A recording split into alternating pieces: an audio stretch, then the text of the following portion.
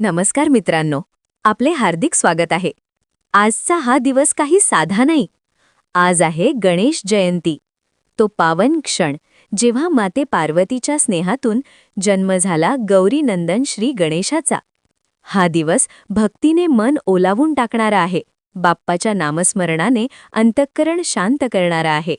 मित्रांनो, गणेश जन्मकथा ही केवळ ऐकण्याची कथा नाही, ती अनुभवण्याची गोष्ट आहे. ही कथा ऐकताना मन आपोआप निर्मळ होतं, नकारात्मक विचार दूर होतात आणि आपल्या आयुष्यात बाप्पाची मायेची छाया पसरते. म्हणून आज ही कथा ऐकताना क्षणभर डोळे बंद करा, मन शांत करा. कारण आज तुम्ही फक्त कथा ऐकणार नाही, तर बाप्पाची दैवी उपस्थिती अनुभवणार आहात. पण कथा सुरू करण्यापूर्वी मित्रांनो, एक छोटीशी विनंती आहे. मित्रांनो, मी खूप मेहनत करून हा व्हिडिओ बनवत आहे, पण अनेक लोक डिसलाईक करतात. माझी तुम्हा सर्वांना एकच विनंती आहे, कृपया माझ्या व्हिडिओला एक लाईक नक्की करा. तुमच्या पाठिंब्यामुळेच माझ्या मेहनतीला खरी किंमत मिळते. आणि जर तुम्ही चॅनलवर नवीन असाल तर चॅनलला सबस्क्राईब नक्की करा आणि कॉमेंटमध्ये ओम श्री गणेशाय नमः लिहायला विसरू नका. चला तर मग मित्रांनो, आता वेळ आली आहे या पवित्र, भक्तिमय आणि दिव्य प्रवासाची सुरुवात करण्याची. जय श्री गणेश. कैलास पर्वताच्या पवित्र धडामध्ये भगवान शिव आणि माता पार्वती यांचे निवासस्थान होते. लग्नानंतर शिव जेव्हा आपल्या तपस्येतून आणि भटकंतीतून परत येत असत, तेव्हा त्यांच्या आजूबाजूला नंदी, भृंगी आणि अनेक गणांची गर्दी असे. हे सर्व गण शिवजींचे परम भक्त आणि आज्ञाधारक सेवक होते. माता पार्वती त्यांच्यावर प्रेम करत असे, पण तिच्या मनात नेहमी एक भावना असे की शिवजींच्या या गणांपैकी एकही फक्त तिचा स्वतःचा नाही. माता पार्वतीच्या 2 मैत्रिणी होत्या, जया आणि विजया. एके दिवशी दोन्ही मैत्रिणी पार्वतीजवळ बसून मनातील गोष्टी सांगू लागल्या. जयाने हळूच पार्वतीला विचारले, सखे, हे जे सर्व रुद्रगण आहेत ते नेहमीच प्रभू शिवांच्या सेवेत तत्पर असतात. ते आपल्यासोबत राहतात, पण या असंख्य गणांमध्ये एकही असा नाही जो फक्त तुझा स्वतःचा आहे. तू स्वतःचा एक गण का उत्पन्न करत नाहीस, जो फक्त तुझ्या आज्ञेत राहील? विजयानेही होकार दिला. हो देवी, शिवजींचे गण खूप आहेत, पण तुझ्याकडे स्वतःचा एकही सेवक नाही. मैत्रिणींच्या या बोलण्याने पार्वतीच्या मनात हे शब्द घर करून राहिले आणि ती गंभीर विचारात बुडाली. कालांतराने एक घटना घडली.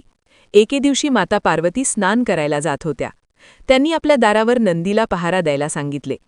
नंतर पार्वती स्नानगृहात गेल्या आणि आपल्या सुगंधी उटण्याने स्नान करू लागल्या. तेवढ्यात भगवान शिव तिथे आले.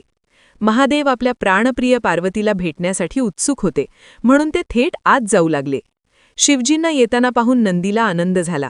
आता त्यांना थांबवण्याचे धाडस नव्हते. शिव आत गेले आणि त्याचवेळी माता पार्वती वस्त्रहीन अवस्थेत स्नान करत होत्या. अनपेक्षितपणे शिवजींना समोर पाहून पार्वती खूप लज्जित आणि दुःखी झाली. तिने लवकर स्वतःला झाकून घेतले आणि शिवजींना थांबायला सांगितले. त्या क्षणी पार्वतीच्या मनात खूप वेदना झाली की नंदीने तिची आज्ञा पाळली नाही, कारण तो शेवटी शिवजींचा गण होता. तो फक्त शिवजींचीच आज्ञा मानणार. मैत्रिणी जया विजयाचे बोलणे तिला पुन्हा आठवले. पार्वतीने मनात ठरवले की तिला आपला एक विश्वासू सेवक पाहिजे, जो फक्त तिच्यासाठी आणि तिच्या हितासाठी समर्पित असेल. आता तिला याबाबत काहीही शंका राहिली नाही की असा सेवक तिला स्वतःच तयार करावा लागेल. स्नानानंतर माता पार्वतीने आपल्या शरीराला लावलेले हळद चंदनाचे उटणे गोळा केले. त्या सुगंधित उटण्याच्या प्रत्येक कणात आपल्या ममतामय कल्पनेने तिने एक बालकाची मूर्ती बनवायला सुरुवात केली. पार्वतीच्या कोमल हातांनी हळूहळू त्या मातीला जीवन देणारा स्पर्श देत एक सुडौल बालकाचे रूप दिले. मूर्ती तयार झाल्यावर मातेनं तिला पाहिले. बालक खूप सुंदर होता, शुभ लक्षणांनी युक्त. त्याचे रूप दिव्य तेजाने चमकत होते, जणू त्यात स्वतः पार्वतीच्या तेजाचा अंश सामावला होता. माता पार्वतीने प्रेमाने त्या बनवलेल्या बालकाला छातीशी लावले आणि आपल्या योगमायेच्या मंत्रशक्तीने त्यात प्राणसंचार केला. डोळे उघडताच त्या बालकाने चैतन्यमय रूपात पहिला श्वास घेतला आणि समोर साक्षात माता पार्वतीला पाहून हात जोडून नमस्कार केला. माता पार्वतीच्या डोळ्यात ममतेचे अश्रू आले. तिने बालकाच्या मस्तकाचे चुंबन घेतले, आशीर्वाद दिला आणि प्रेमाने म्हटले, माझ्या मुला, आजपासून तू माझा मुलगा आहेस. जगात माझ्याशिवाय तुझ्याशिवाय कोणीही प्रिय नाही. यानंतर मातेनं आपल्या हातांनी त्या बालकाला सुंदर वस्त्रे व दागिने घातले. गळ्यात एक छोटा हार घातला, हातात एक मजबूत दंडही दिला पार्वतीने त्याला प्रेमाने आपल्या गळ्याला लावले आणि मनात समाधान अनुभवले. आता तिला तिचा समर्थ आधारक पुत्र मिळाला होता. काही कालांतराने एका दिवशी माता पार्वतीने आपल्या मुलाला प्रेमाने बोलावले आणि म्हटले, मुला, मी स्नान करायला जात आहे, तोपर्यंत तू दारावर पहारा दे. लक्षात ठेव, माझ्या परवानगीशिवाय कोणीही आत येऊ नये. बालकाने छाती ताणली, मान हलवली, हातात धरलेला दंड जमिनीवर टेकवून तो पहारेदारी करू लागला. माता पार्वती निर्धास्त होऊन आपल्या मैत्रिणीसोबत अंतःपुरात स्नानासाठी निघून गेली. इकडे भगवान शंकरांना पार्वतीला भेटून बराच वेळ झाला होता. त्यांना आपल्या अर्धांगिनीची आठवण आली आणि ते उत्सुक होऊन त्या दिशेने निघाले. शिव जेव्हा आपल्या घराच्या दारापाशी पोहोचले तेव्हा त्यांनी पाहिले की एक लहान मुलगा दाराबाहेर पहारा देत आहे. तो तेजस्वी बालक उत्साहाने भरलेला दिसत होता. हातात दंड घेऊन दारावर स्थिर उभा होता. शिवजींनी जवळ येऊन प्रेमाने म्हटले, मुला, मला आत जायचे आहे, रस्ता दे, मला पार्वतीकडे जायचे आहे. पुत्राने आपली भुवई उंचावून दृढ स्वरात उत्तर दिले, क्षमा करा, माताजी आत स्नान करत आहेत. त्यांनी मला पहारा द्यायला सांगितले आहे आणि म्हणून मातेच्या परवानगीशिवाय मी तुम्हाला आत जाऊ देऊ शकत नाही. भगवान शिव आपल्या पत्नीच्या या नवीन द्वारपालाला ओळखू शकले नाहीत.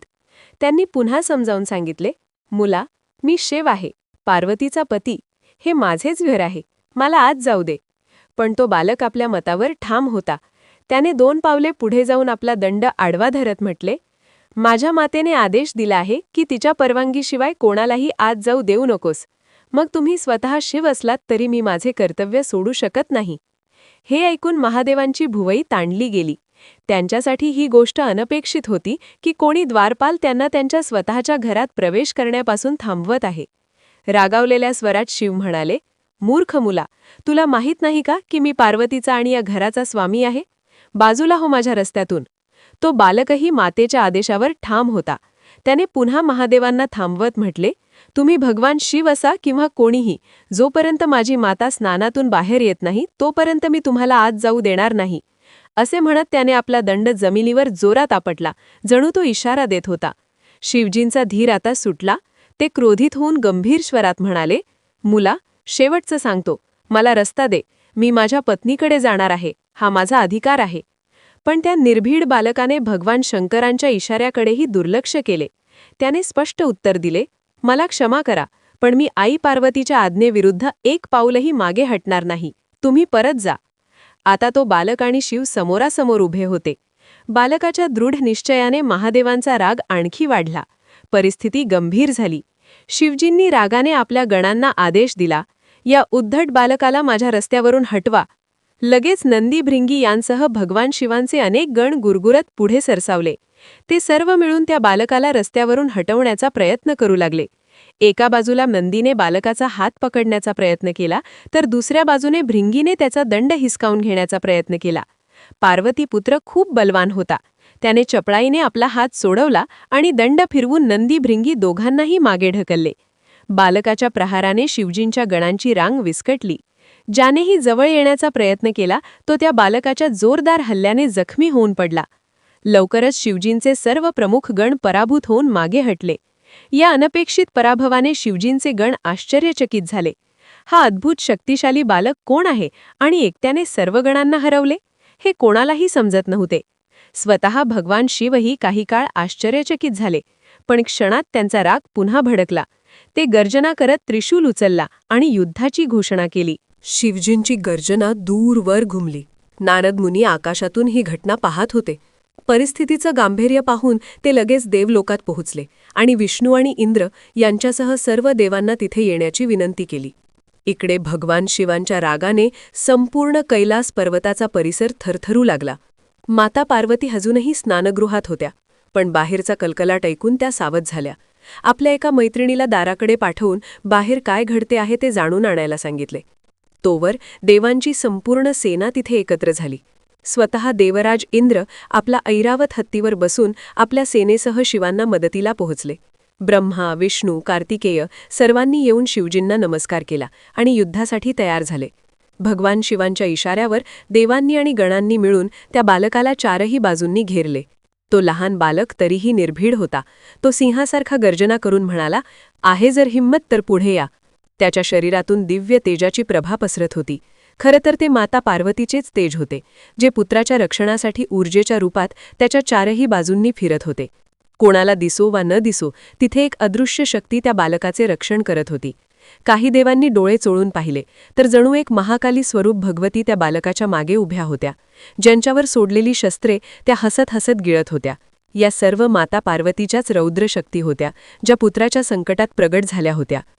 युद्ध सुरू झाले. देवांनी आपली दिव्यास्त्रे बालकावर सोडायला सुरुवात केली. इंद्राने वज्र सोडले, अग्निदेवाने अग्निबाण सोडला, वरुणदेवाने जलधारा सोडली, कार्तिकेयाने भाला सोडला. तेवढ्यात भोलेनाथांनी स्वतः धनुष्य उचलले आणि बाळांचा वर्षाव केला.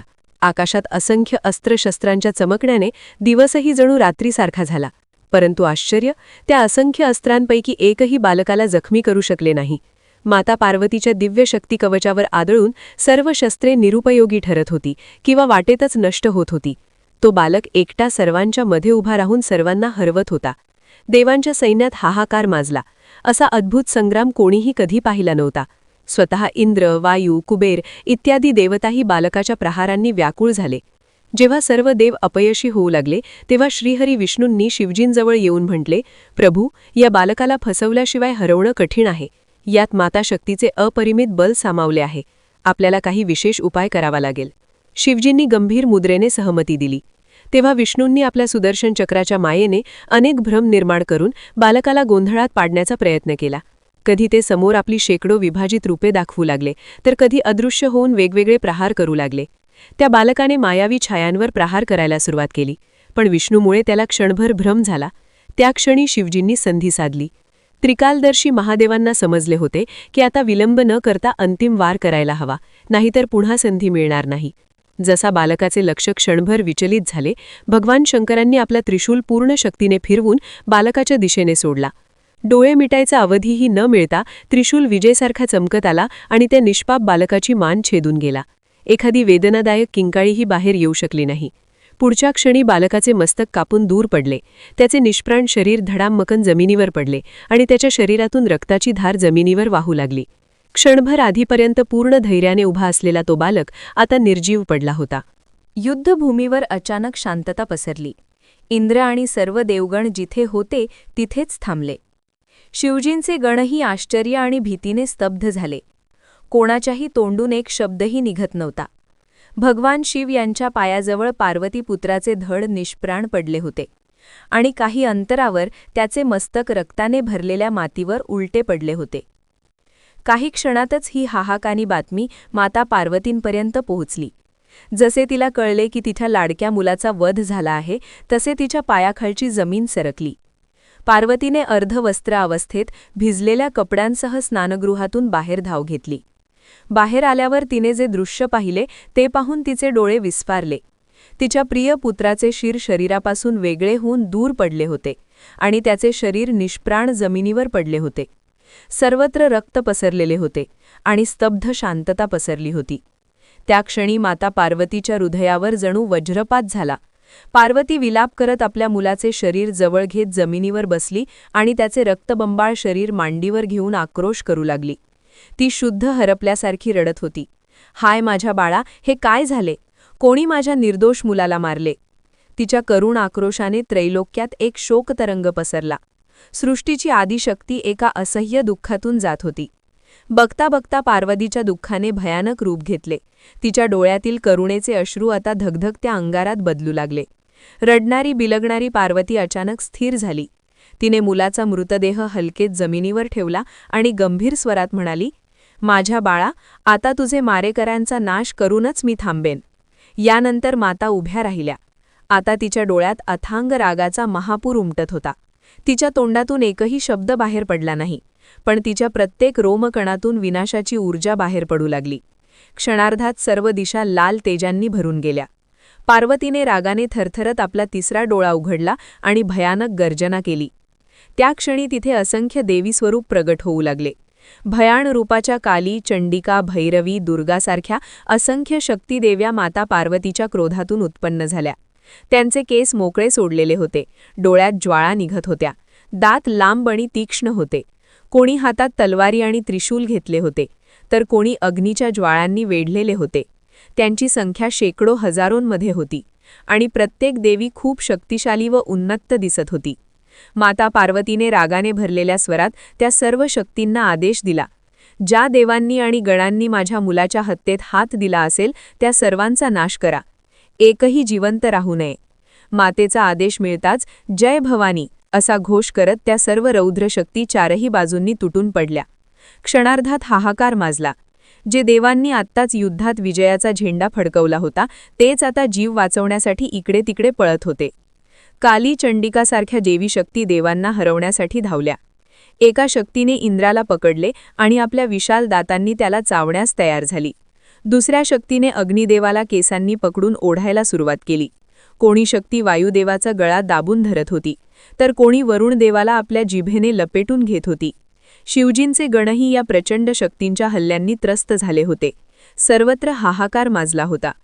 महादेव शिव यांनी स्वतःही देवींचे हे भयानक तांडव यापूर्वी कधी पाहिले नव्हते. ज्या माता पार्वतीला ते नेहमी सुख आणि शांतीची मूर्ती मानत होते, त्या जगदंबेचे हे प्रलयंकारी रूप पाहून त्रिलोकी थरथरली.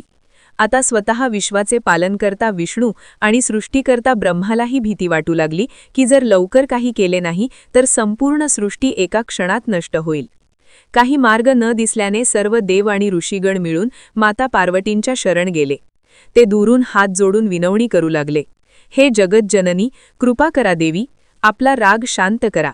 स्वतः ब्रह्मा विष्णू पुढे होत स्तुती केली, हे आदिशक्ती जगदंबे, संपूर्ण ब्रह्मांड तुमचीच संतती आहे. तुम्हीच सृष्टीजननी आणि संहारिणी आहात. कृपा करून आपले रौद्र रूप शांत करा. मग नारद मुनींनीही हात जोडून नम्र स्वरात प्रार्थना केली, हे माता भवानी, तिन्ही लोक संकटात आहेत. देव, मनुष्य, ऋषी, मुनी सर्व तुमच्या रौद्र रूपाने थरथरत आहेत. आमच्यावर दया करा आणि हा विनाश थांबवा. काही वेळाने देवी पार्वतीवर देवांच्या या विनवणीचा हळूहळू प्रभाव होऊ लागला. तिच्यातील मातृहृदय पुन्हा जागा झाला आणि तिचे विकराळ तेज थोडे शांत होत गेले. एक एक करून सर्व शक्ती स्वरूपे तिच्या शरीरात सामावू लागली. माता पार्वतीने आपले अश्रू पुसले. देवांकडे पाहत जड स्वरात म्हणाल्या, माझी एकच अट आहे, माझा पुत्र पुन्हा जिवंत झाला पाहिजे. जर तुम्हाला खरोखरच सृष्टीचा विनाश थांबवायचा असेल तर माझ्या मुलाला परत आणा, त्याला संजीवनीने जिवंत करा, अन्यथा मी आता सर्वांचा संहार करेन. देवीची ही मागणी ऐकून ब्रह्मा विष्णूसह सर्व देवांनी एक स्वरात म्हटले, तथास्तु माते, आम्ही तुमच्या मुलाला जिवंत करण्यासाठी जे काही करता येईल ते करू. कृपया आपण शांत व्हा. देवी पार्वतीने आपला प्रलयंकारी राग थांबवला आणि पुत्रवियोगाने व्याकुळ होऊन जमिनीवर कोसळल्यासारखी बसली. ब्रह्मा, विष्णू आणि शिव लगेच कामाला लागले. महादेवांनी आज्ञा दिली, उत्तर दिशेला जा आणि जो पहिला जीव दिसेल त्याचे शीर घेऊन या. देवांच्या पथकाने वेळ न घालवता उत्तर दिशेकडे धाव घेतली. जास्त दूर गेले नव्हते तेव्हा एका जंगलात त्यांना एक विशाल हत्ती दिसला. तो एकटा उभा राहून स्वच्छ हवेचा आनंद घेत होता. त्या गजराजाच्या डोक्यावर फक्त एकच दात होता. दुसरा कदाचित आधीच एखाद्या संघर्षात तुटला होता. देवांनी सावधगिरीने मंत्र वाचून त्या हत्तीला निष्प्राण केले आणि क्षणार्धात त्याचे मस्तक वेगळे केले. हत्तीचा हा त्याग होता, कारण त्याच्या माध्यमातून देवी पुत्राला नवीन जीवन मिळणार होता. इकडे कैलासावर शिवजींनी पार्वतीपुत्राचे धड तयार ठेवण्यास सांगितले. स्वतः महादेव, विष्णू, ब्रह्मा यांनी मिळून पवित्र पाण्याने त्या निर्जीव शरीराला स्नान घातले. वेदोच्चार करून जीवनशक्तीचे आवाहन केले. देव हत्तीचे कापलेले मस्तक घेऊन परतले. त्यांनी ते लगेच बालकाच्या धडावर काळजीपूर्वक जोडले. ब्रह्मदेवांनी वेदमंत्रांनी त्या मस्तकाची प्रतिष्ठापना केली. विष्णूंनी अमृताचे काही थेंब शिंपडले. शिवजींनी आपल्या त्रिनेत्री शक्तीने त्या शरीराला स्पर्श करून आशीर्वाद दिला. क्षणभर शांतता पसरली. मग सर्वांनी पाहिले, ते निर्जीव शरीर अचानक थरथरले. हत्तीचे जोडलेले मस्तक दिव्य प्रकाशाने चमकले आणि बालकाने हलकेच डोळे उघडले. माता पार्वती जवळच आशाशंकेच्या मनस्थितीत थरथरत उभी होती. हे पाहून ती आनंदाने भरून गेली. तिने जय गणेश, जय गणेश असा उद्गार करत धावत जाऊन आपल्या नवजीवित पुत्राला मिठी मारली. मातेचे हृदय आनंदाश्रूंनी ओथंबून गेले. आता त्या बालकाचे रूप बदलले होते. त्याचे शरीर मानवी बालकाचे होते, पण मुख हत्तीचे होते. लांब सोंड आणि मोठ्या पंखांसारख्या कानांसह हत्तीच्या चेहऱ्यावरही त्या बालकाचा भोळेपणा दिसत होता. ते गजमुख पाहून तिथे उभे असलेले देव विस्मयचकित झाले, पण त्याच वेळी आनंदीही झाले, कारण मोठे संकट टळले होते. पार्वतीने भावविभोर होऊन आपल्या पुत्राच्या कपाळावर प्रेमाने सिंदूर लावले. आशीर्वाद देत म्हणाली, माझ्या बाळा, तू नेहमी सिंदुराने शोभशील. जगभरातील लोक तुझ्या प्रसन्न करण्यासाठी तुझ्या अंगावर सिंदूर अर्पण करतील. तुझ्यासोबत नेहमी सिद्धी आणि बुद्धी असतील. तू सर्व विघ्नांचा नाश करणारा विघ्नहर्ता बनशील. तेवढ्यात भगवान शंकरही पुढे आले. त्यांनी बालकाच्या डोक्यावर हात ठेवून कोमल स्वरात म्हटले, तू माझा पुत्र आहेस आणि आत्तापासून सर्व गणांचा प्रमुख अधिपती होशील. तुझे नाव गणेश असेल, म्हणजेच गणांचा ईश. विष्णू आणि ब्रह्म्यानेही आनंदाने बालकाला आशीर्वाद दिला. ते म्हणाले, इतर देवतांची पूजा नंतर होईल, परंतु सर्वप्रथम तुझी पूजा होईल. तू बुद्धी आणि समृद्धीचा दाता होशील. सर्व लोक कोणत्याही कार्याची सुरुवात करण्यापूर्वी तुझे आवाहन करतील. तू प्रथम पूज्य म्हणून ओळखला जाशील. तुझ्या वंदनेशिवाय कोणतेही शुभ कार्य संपन्न होणार नाही. हे ऐकून सर्व देव आणि ऋषीमुनींनी बालकाचा जयघोष केला. जय गणेश, जय गणपती देव. स्वर्गातून फुलांचा वर्षाव होऊ लागला. दुंदुभी आणि नगारे वाजू लागले. अप्सरा आनंदात नृत्य करू लागल्या. चारही बाजूंनी आनंद पसरला. देवी पार्वतीने आपला मुलगा गणेशाला कुशीत घेतला. भगवान शिवांकडे कृतज्ञ नजरेने पाहिले. शिवजींनी पार्वतीकडे आश्वासक नजरेने पाहिले. जणू ते म्हणत होते की आता हा बालक नेहमी सुरक्षित राहील. माता पिता आणि सर्व देवगणांच्या प्रेमाने तो बालक हळूहळू हसत होता. अशा प्रकारे भगवान गणेशाचा जन्म झाला. त्यांना माता पार्वतीचे असीम प्रेम आणि शिवजींचा गौरव प्राप्त झाला. संपूर्ण जगाने त्यांना प्रथम पूज्य देव म्हणून वंदन केले. तेव्हापासून कोणत्याही मंगल कार्याची किंवा पूजेची सुरुवात श्री गणेशांच्या स्मरणाने आणि पूजनाने होऊ लागली. गणपती बाप्पा आपल्या भक्तांचे सर्व विघ्न दूर करतात आणि बुद्धी तसेच सिद्धी प्रदान करतात.